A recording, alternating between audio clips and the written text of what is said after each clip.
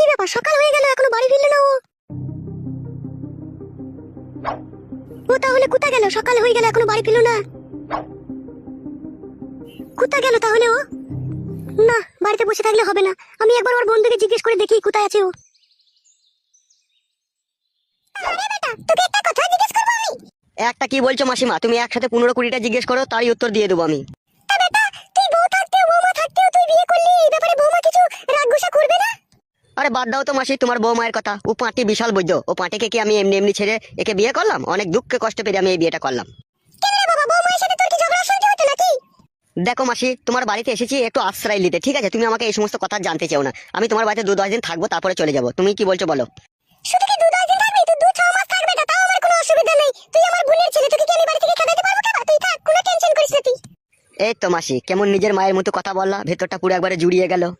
তা কি বেটা, তুই আমার সাথেই খাবি তো, না বৌমাকে নিয়ে তুই আলাদা করে রান্না বান্না করে খাবি মনে করছিস? কি করবি বেটা? ধর মাসি, 2-1 মাস থাকবো, আমি আবার রান্না করে কি খাবো? আর তোর মার বৌমা এখন রান্না করতে পারবে না, ও এখন নতুন বৌমা নয় তোমার। ও আচ্ছা বেটা।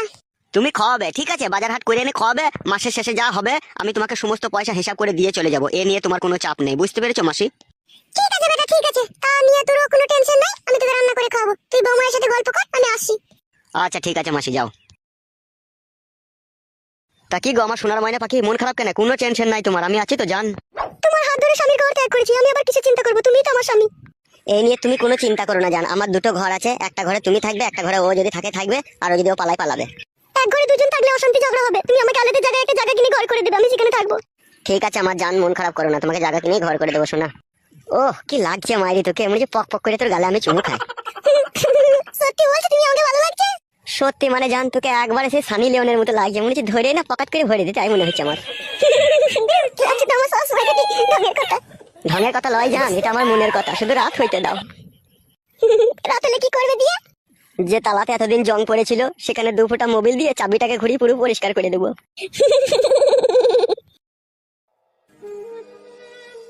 পচা ভাই, ও পচা ভাই। কে গো? এই আমি ভাই, ফুটোর বউ, একটা কথা শুনো ভাই। আসছি আসছি বৌদি, দাঁড়াও চাটা খেয়ে নি।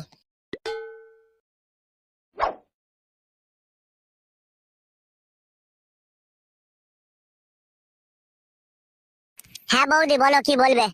বলছি ভাই, কালকে তোমার দাদা গান শুনতে গেল সুদপুরে, তা এখনো বাড়ি এলো না, কি ব্যাপার কিছু তো বুঝতে পারছি না ভাই। কি ভাবছো পচা ভাই? বৌদি আমি ভাবছি কালকে রাত্রিরে তো কই সুদপুরে কোনো গান হয়নি। সুদপুরে একটা আমার বন্ধু আছে, ওর সাথে তো কালকে অনেকক্ষণ থেকে কথা হলো। গান হলে তো আমাকে ও ফোন করে বলতো যে আমাদের গ্রামে গান হচ্ছে। গান তো হয়নি বৌদি সুদপুরে। কি গো গিন্নি, কালকে সুদপুরের আমার ওই বেকা বন্ধুটা ফোন করেছিল না রাত্রে? হ্যাঁ, ফোন